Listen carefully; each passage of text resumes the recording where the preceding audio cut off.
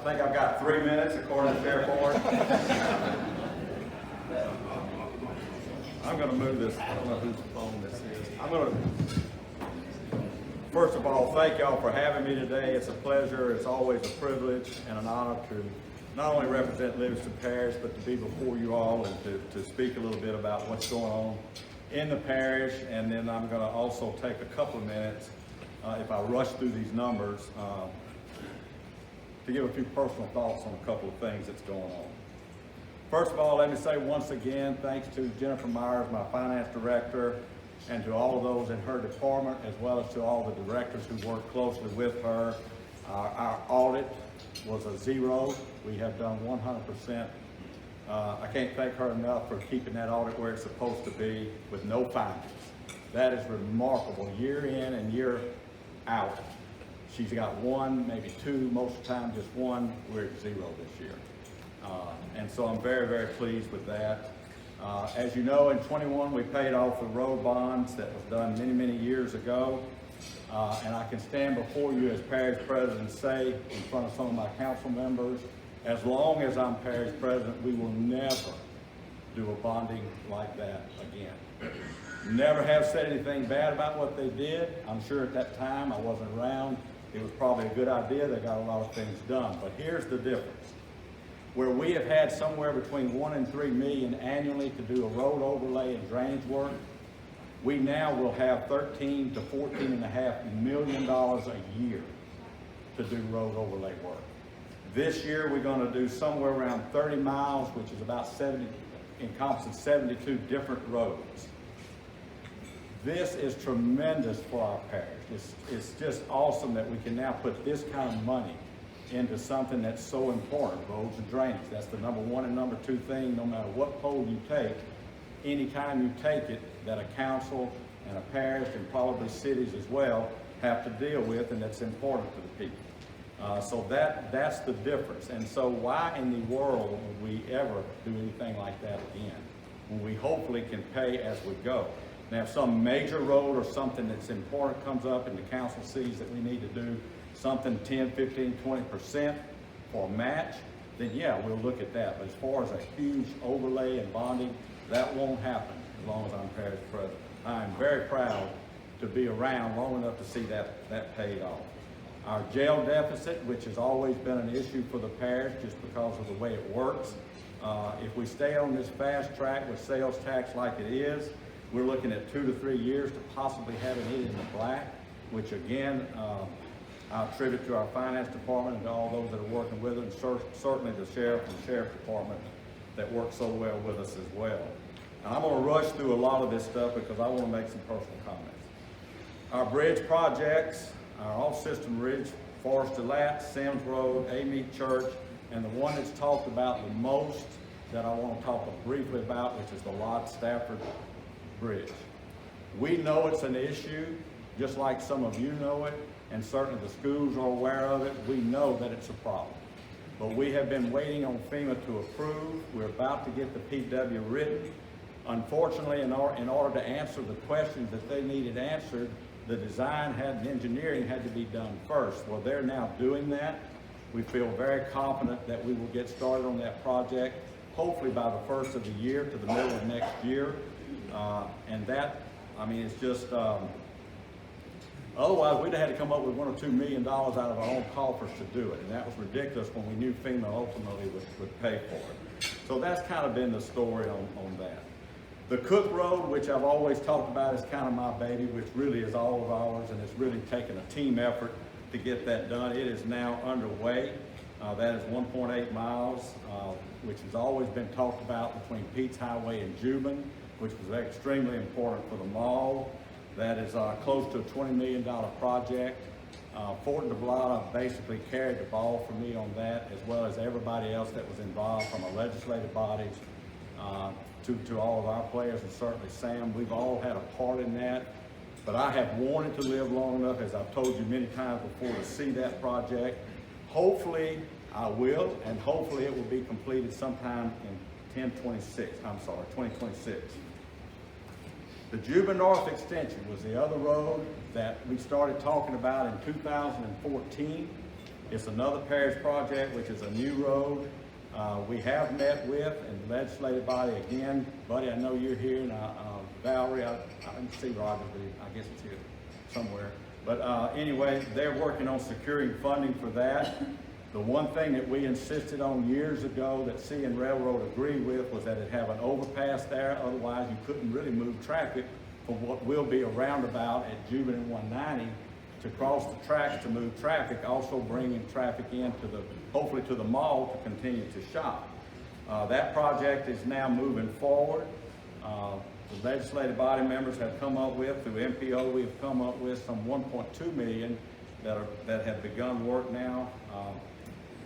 You know, that again, we're probably looking at starting construction on that road, if everything goes right, somewhere probably 2027, if I'm guessing right, and I think that's about what the engineers are predicting on that. But the environmental survey design part has started on that.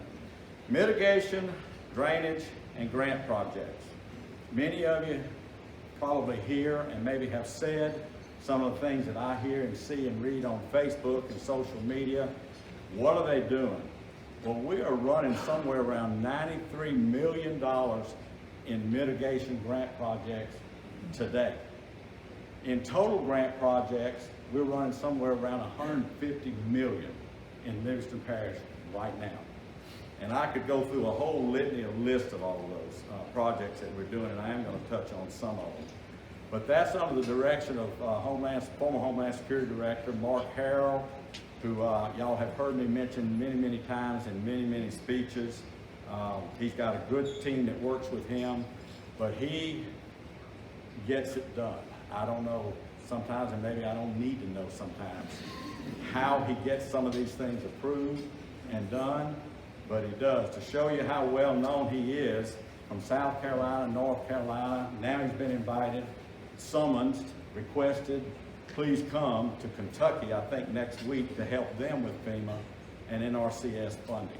He just knows how to do it and gets it done. So despite all the ugly things you hear about Mark, that's why I keep him around. He is invaluable, and I appreciate him. I love Mark Harrell, as many of you know, and we pick back and forth all the time, but his ability to get things done, we couldn't be doing that kind of projects, those kind of numbers, without Mark. Working closely with Jennifer, working closely with all the rest of the guys that they have to get those projects done. But I want to touch a little bit about, because I hear a lot about drainage, so I'm going to talk just real, and I'll run through this. Put my glasses on, because I don't want to mess this up. NRCS waterway debris removal in 2016, y'all may not remember, but we spent a little over $31 million. So far, NRCS waterway debris removal from Hurricane Ida, waterway so far is a little over $43 million right now. Bank stabilization in 2016 is in progress with $3 million.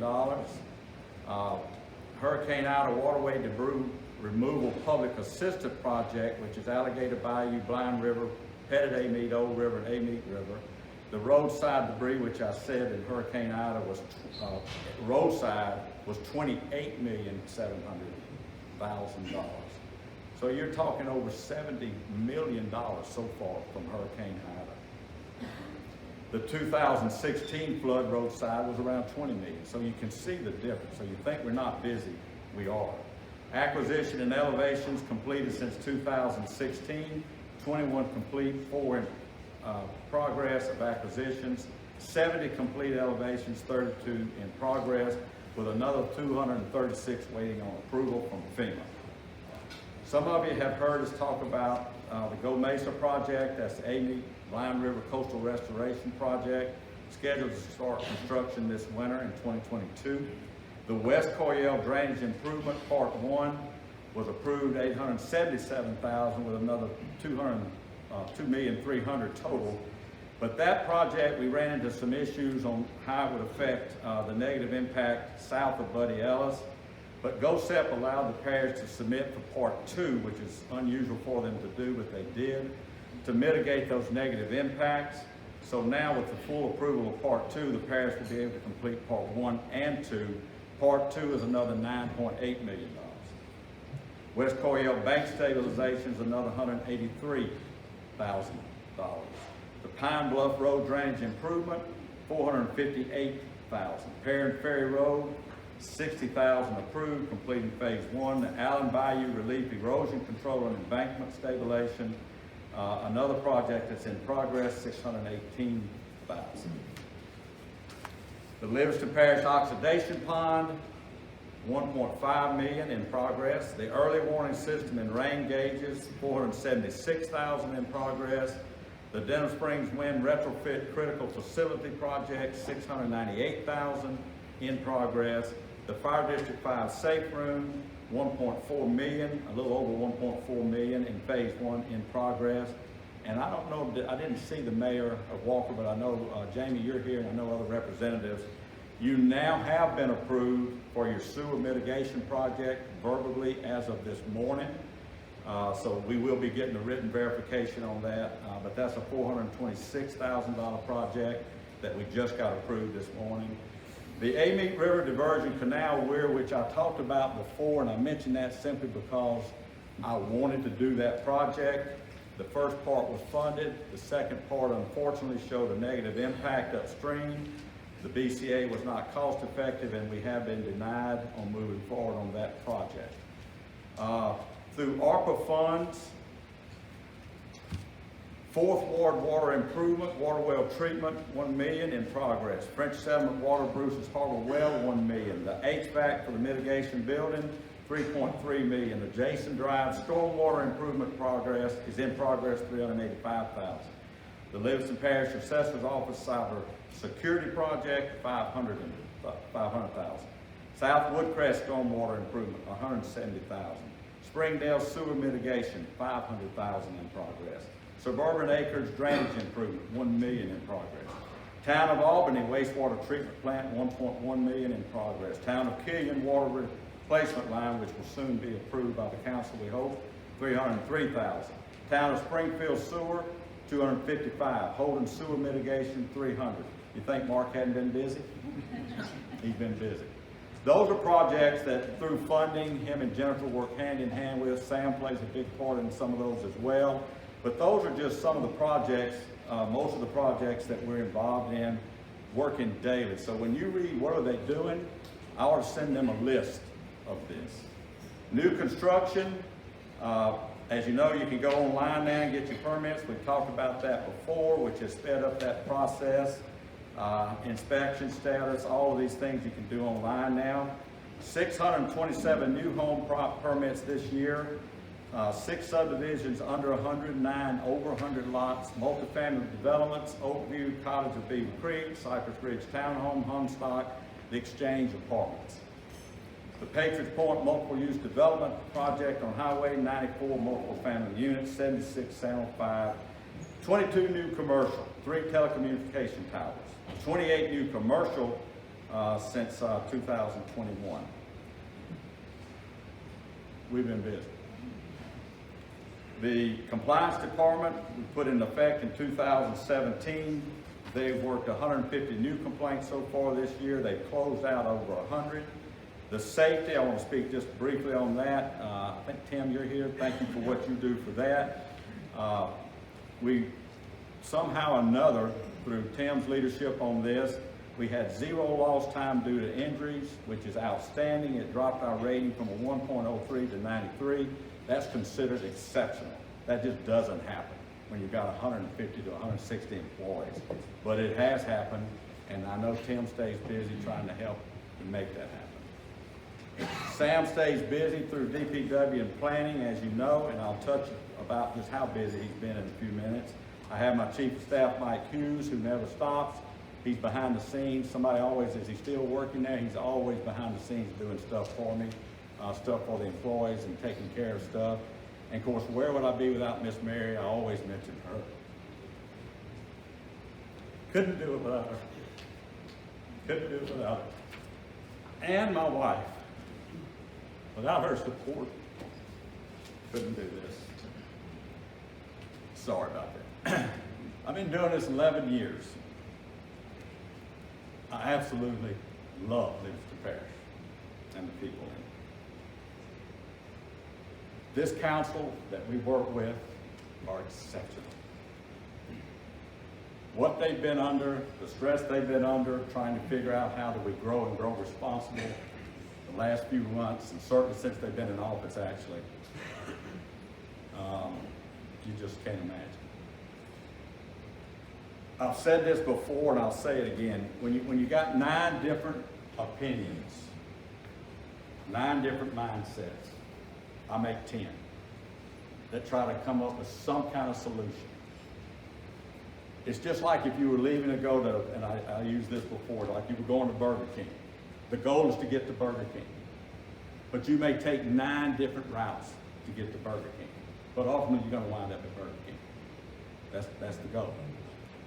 This group has taken it on the chin from some of these Facebook, social media outlets, choose my words, and somehow or another have buckled down and done what most councils throughout this area have not been able to do. And I give them all the credit in the world. They've been called crooks. They're on the take. They must be in bed with this guy or that guy. Not literally. Just want to straighten it out. I just want to make sure. Although in today's world, I mean, it's probably not a big issue, but I do want to straighten it out for them. But seriously, and yet they've managed to do it. They've come together. They found a way to compromise. They found a way to put a really good ordinance in place. While I may not personally like some of it, I'm sure they don't personally like some of it. But it was what was needed in a time of growth that we're seeing right now that we've never seen even post-Katrina. And again, because of social media and the ability of people just to be complete assholes because they don't have to stand in front of you, they can say all the things they want to say. So it makes it that much tougher on these guys to try to figure out how to do these things to not only appease these people because they represent them, but also to continue to grow and to develop, because if you don't grow and develop, you stagnate and you die. These same people who complain about growth want all the benefits that you have in the areas that are popular, like Denham Springs and Walker and Watson.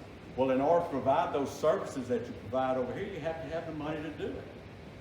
And unfortunately, in Livingston Parish, most of that comes on the back of our homeowners. So they're aware of all that. And at the same time, you've got a group of people who, just human nature, they don't want it right next door to them. I get that, I understand that. I'm sure the people that were there before them didn't want them to come.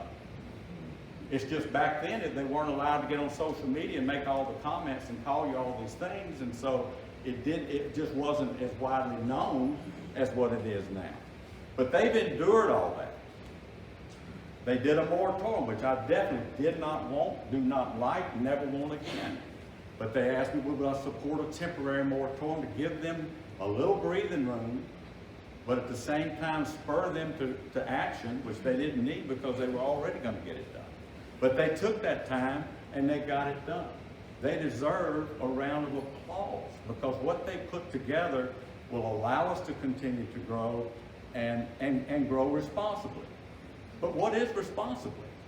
Every one of you will have a different opinion on what responsibly is, right?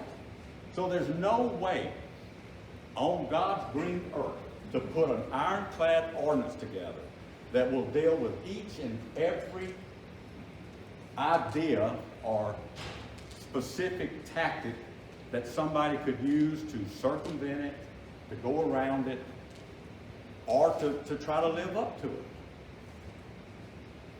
But they've done what I think is an exceptional job. And guys, I give y'all an amen on that. Praise.